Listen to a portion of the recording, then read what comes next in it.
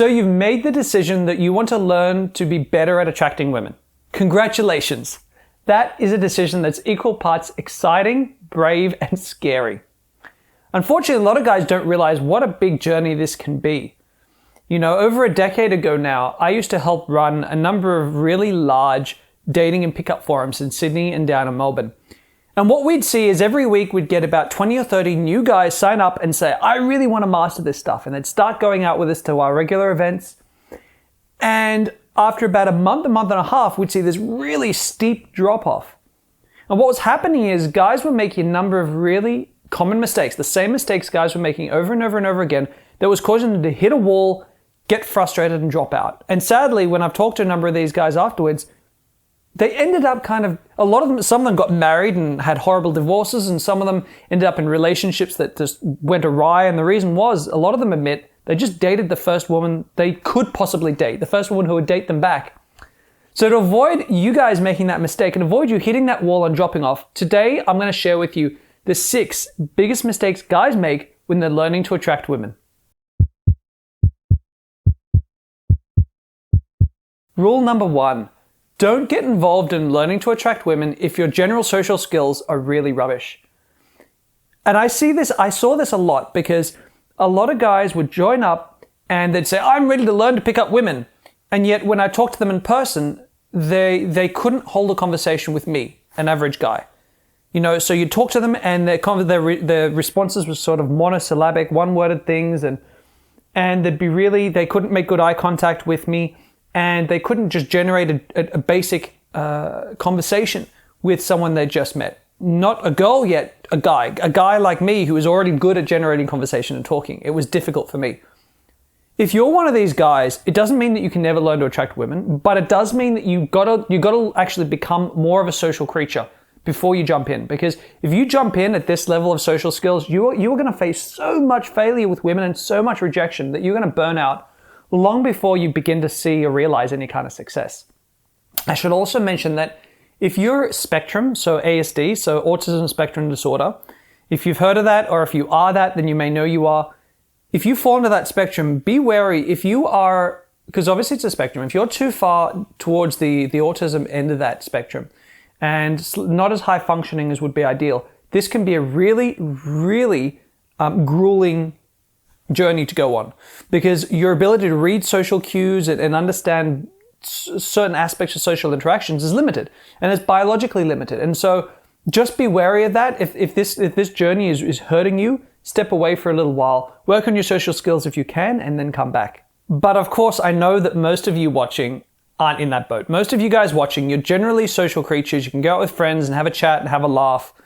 You don't have any trouble there. It's just when it comes to women that you lock down, you can't say the right things, and everything goes awry. So for you guys, number 2, the second biggest mistakes guys make is they start trying to follow a whole bunch of different instructors, different dating gurus at once. This is such a typical mistake that we saw. You know, guys would be reading book after book after book, listening to audiobook, doing this course, doing that course, and it would be a theory overload of contrasting, conflicting approaches to picking up women. Now, the truth of the matter is that there isn't just one way to attract women. There are a lot of things that impact what's going to work on a woman, namely your personality. So what are your personality strengths and weaknesses? There are some strategies and styles that just work better with different personalities. And then you've got what's your taste in women. Now, I'm sure you can appreciate if your taste in women is like mine, where you like fiery, dark, like women with attitude.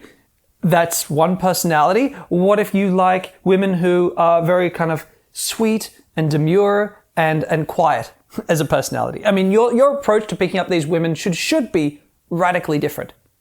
And so, yeah, there are different styles, there are different approaches. And the key is not to go with a whole bunch of them, because that will confuse the hell out of you. You got to pick one. Just pick one coach who's got a good reputation, who's been around for a while, who's got some good material, and follow him. Because I promise you, if you do that, at least in the beginning for a while, and do everything he says, take everything he says or she as gospel first, work hard at it, and then look for other solutions. Like get a whole bunch of practice with just one coach. That's what I highly recommend. Want to know what coach to pick? Well, I'd recommend me. In the comments below, I'll link you to my audiobook, Sincere Seduction, which is a whole entire guide front to back about how to learn to build your confidence as a man and attract and date and sleep with beautiful women. So if that's of interest to you, I'm going to include the link down below. Number 3 on my list of 6 mistakes guys make is they don't find a great group of wingmen to head out with. Now, this is big. You can learn this stuff as a lone wolf.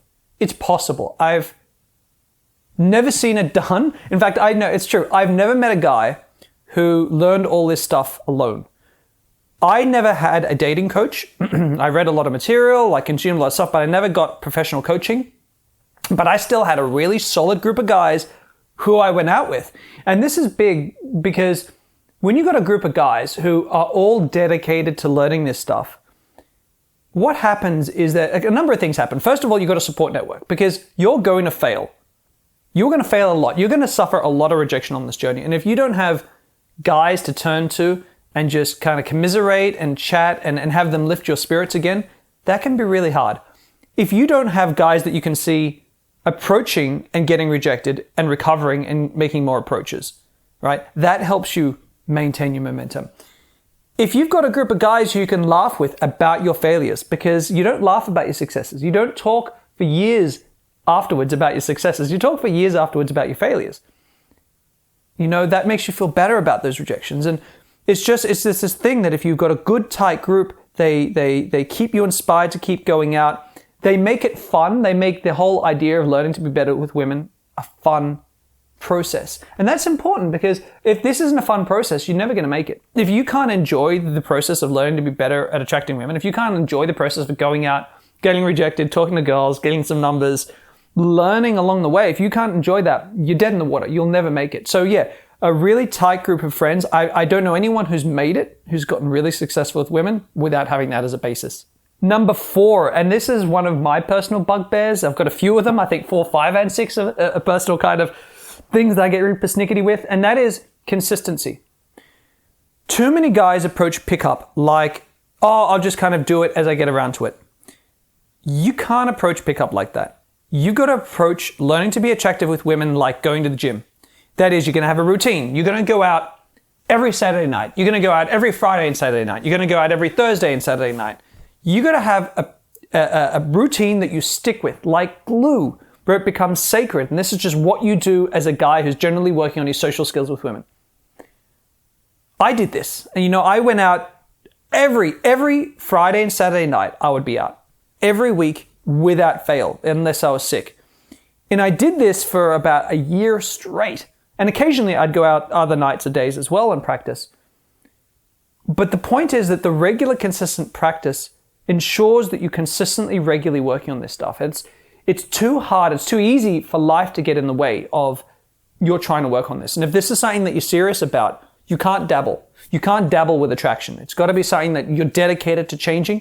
You can't dabble with the gym. You'll never build muscle. It's something you've got to be dedicated to. It's got to become part of your lifestyle.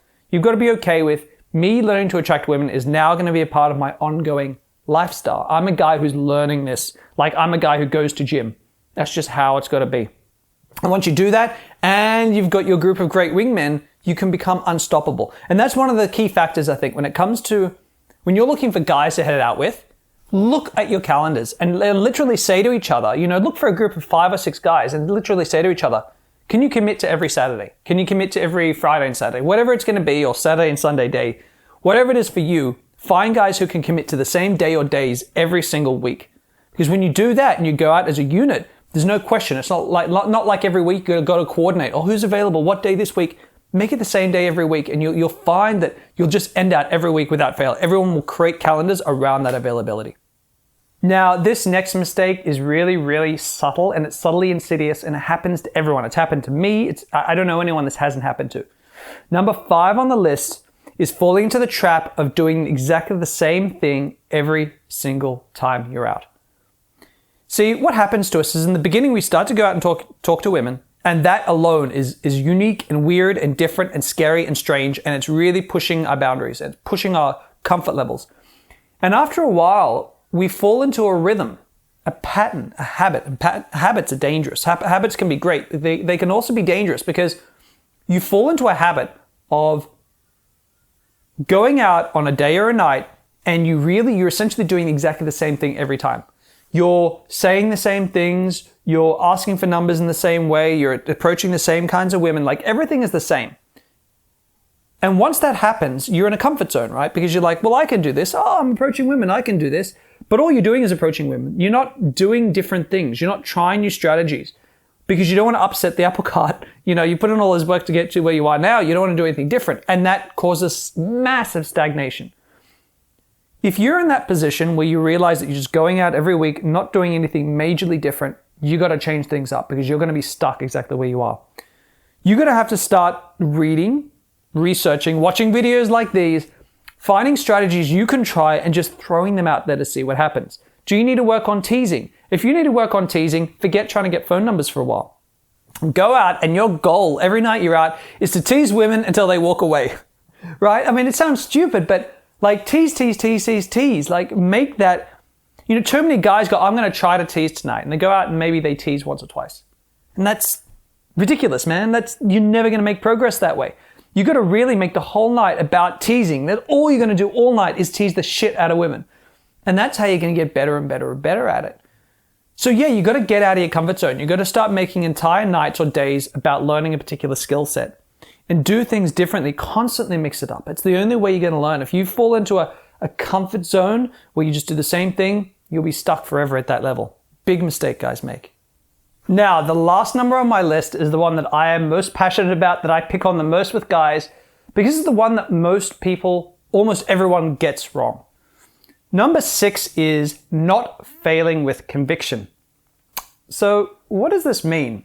Well, a lot of guys, they get involved in learning this stuff. They pay for a dating coach like me, or they go watch a bunch of YouTube videos, buy some books and do some reading, whatever it is.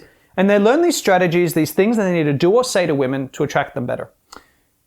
But what they do is they don't really do them properly. They don't really try with conviction.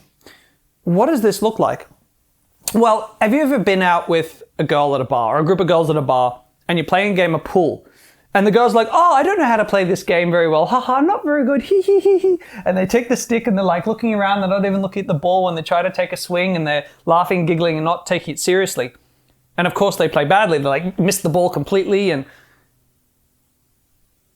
the fact is, the real thing is they're not actually trying. They're not really trying to hit the ball properly. They're not really trying to play pool. They're doing this because they know internally, I'm not good at this game. I'd rather not do it properly and then screw up because I didn't do it 100%, and then I don't have to feel bad about it, than really try and still screw up and feel embarrassed. That's the thinking process that's going on here. That's why girls do this. But guys do it too. So guys will read these things and they'll say, oh, I need to do this when I talk to a girl. So maybe a guy's going to read, he'll read a book that will tell him, you got to go up to a girl and say, you got to be very confident. You got to say, I know this is a little bit awkward, but I saw you over here and I thought you were cute and I had to come and say hello. I'm going to do that. So they walk up to a girl and they go, hey, how are you? Good, cool. Yeah, I'm. It's a bit awkward. I'm Damien, and I saw you here and I thought you were cute. And the girls go, thanks, and they walk away. Now, you can argue that guys do this because they're nervous, and that accounts for some of it. But I know as a coach, and if you've ever been out practicing talking to girls, this is a real thing. What you do is you purposely don't do it right. You purposely don't, because you don't want to fail big. You'd rather fail small, right? And so you don't properly do what's asked. You don't walk up and just go, you're cute. I saw you over here. I know it's a bit awkward, but I saw you here and I want to talk to you. I'm Damien. You don't want to do it that strongly, because you'd rather be timid and nervous and hold back and not fail big and have a go, holy shit, that's a really awkward thing to say, go away. You don't want to do that, right? So you don't want to fail too big. You'd rather fail small so you're less embarrassed. The truth is, you're never going to learn to be successful with women unless you're willing to fail big. That's what I mean by fail with conviction. Fail like you mean it. If you're going to fail small, if you're trying to fail small and keep your embarrassment failure level as low as possible, you're stuffed. You just can't. You can never, ever be successful that way. My most successful students are the ones who failed the biggest. They failed the most willingly, And they failed willingly because they did everything that I suggested or asked them to do. And they did it, even if they thought it was going to screw them up. And sometimes it would, and sometimes it wouldn't. But this is learning. This is education. You can only learn by failing. So if you're going to fail anyway, you might as well fail like you mean it. So these are the 6 big mistakes, guys, that I see consistently. What ones have you been guilty of in the past? Let me know in the comments below. If you like this video, as always, give me a thumbs up and subscribe to my channel so you don't miss out on any of my future videos. I'm Damien. Have a fantastic day. I'll talk to you again soon.